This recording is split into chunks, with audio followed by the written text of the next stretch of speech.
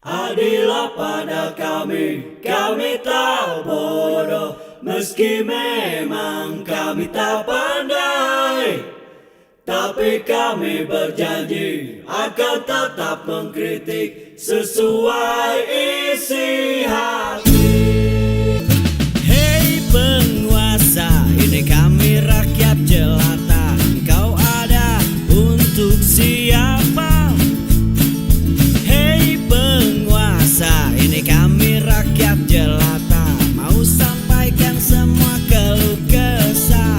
Bekerjalah dengan hati, pakai empati. Jangan banyak intrik, apalagi bikin taktik. Bijaklah dalam membuat peraturan. Jangan sampai bikin aturan yang berat sebelah. Semakin banyak buzzer-buzzer Jokowi baru bermunculan, semakin banyak kejanggalan yang ditampakkan. Jadi memang kejahatan itu tidak ada yang sempurna, selalu meninggalkan celah-celah yang mungkin dengan semakin mudah bisa kita lihat, bisa kita dapatkan. Ya, kemarin Sandi lupa saya. Kader PSI lah. Itu memunculkan ijazah aslinya Jokowi dengan warna kuning gadingnya yang bersih.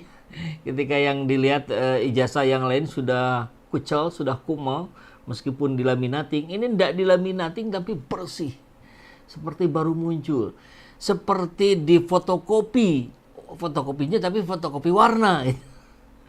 Nah, itu satu. Kemudian kita akan melihat bagaimana pergerakan dari tokoh-tokoh kritis untuk mendatangi UGM tanggal 15 April dan bahkan mendatangi rumahnya Joko Widodo di 16 April. Tapi mungkin bisa saja dipermudah kalau Pak Jokowinya mau tanggal 15 April ini datang ke UGM, bertemu langsung sekalian.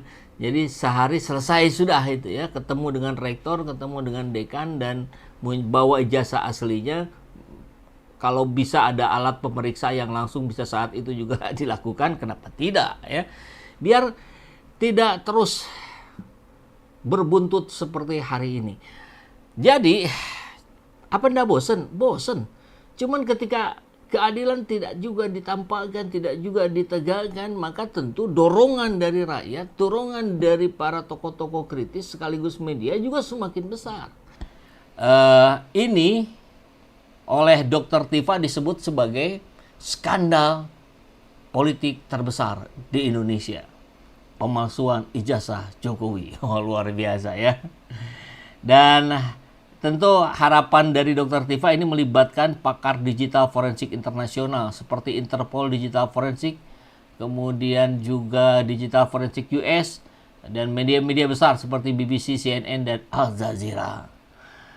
Gitu ya, ini makin kesini kok makin seru ini ijazah. Bahkan termasuk nama Ahmad Sumitro dengan Ahmad Soemitro. Bang Yos sempat sampaikan juga ke saya, sebetulnya kalau penamaan ejaan lama ejaan baru itu mungkin memang berubah ya. Misalkan Bang Yos itu Sutijoso nama aslinya. Kemudian sekarang berubah jadi Sutiyoso dengan ejaan baru. Tapi kalau dalam konteks ilmiah, nah ini yang menarik. Ini biasanya tidak berubah gitu. Di sini dilihat bahwa data-data Sumitro dengan Soemitro ini jauh lebih banyak yang Sumitro yang memang nama aslinya. Kalau di skripsinya Jokowi Soemitro gitu. Kemudian masalah fisik ini juga gampang sekali kita lihat. Tidak pernah kita melihat Jokowi menggunakan kacamata seperti di ijazah di di ijazah UGM, ijazah SMA. Itu kan konon fotonya juga sama itu. Aneh lagi. Ini beberapa foto Jokowi muda tidak ada yang menggunakan kacamata. Kan aneh ya, kacamata hitam beda lagi ceritanya ya. Nah, ini tidak ada satupun ketika Jokowi muda ini. Apalagi Jokowi tua, Jokowi muda aja nggak pakai. Itu kejanggalan lain lagi.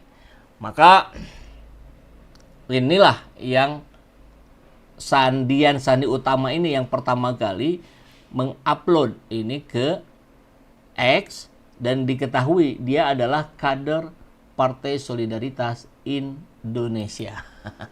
Jadi wajar ya. Nah, langsung saja kita simak apa yang disampaikan oleh Rizal Fadila. Kejar sampai Jokowi tidak dapat berbohong lagi. UGM kini menjadi tertuduh atas dugaan ijazah palsu Jokowi. Serangan atas ijazah dan skripsi buatan UGM gencar dilakukan.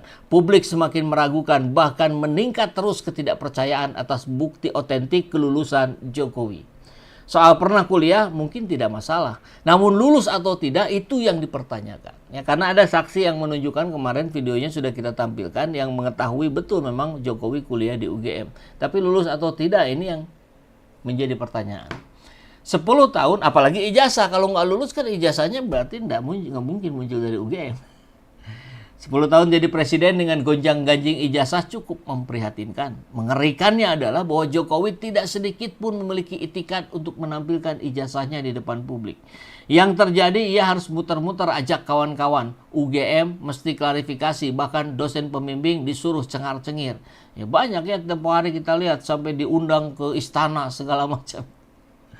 Akal sehat meminta jalan pendek atas skandal memalukan ini, yaitu tunjukkan ijazah asli Jokowi. Oleh Jokowi, bukan oleh Dian Sandi. Apalagi hanya berbentuk foto dan diposting di Twitter kan.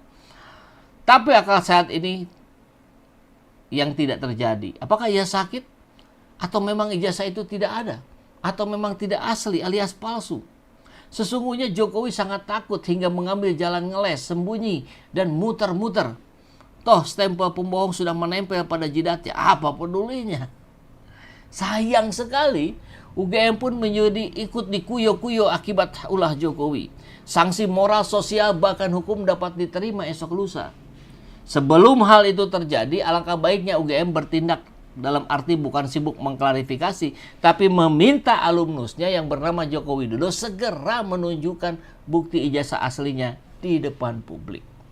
Kini tahapannya sudah sangat berbahaya.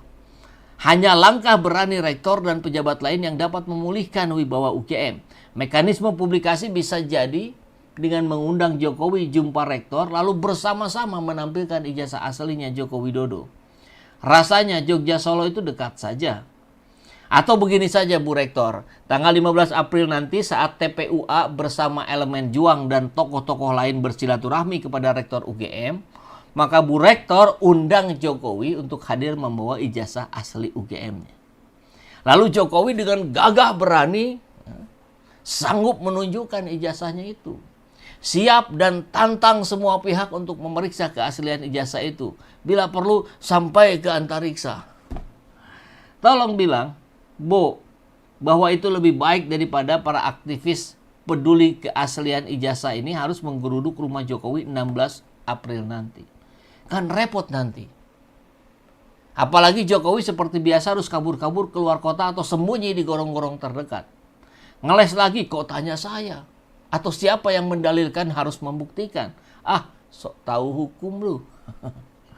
Tanpa itikat baik, maka kebalikannya adalah itikat buruk.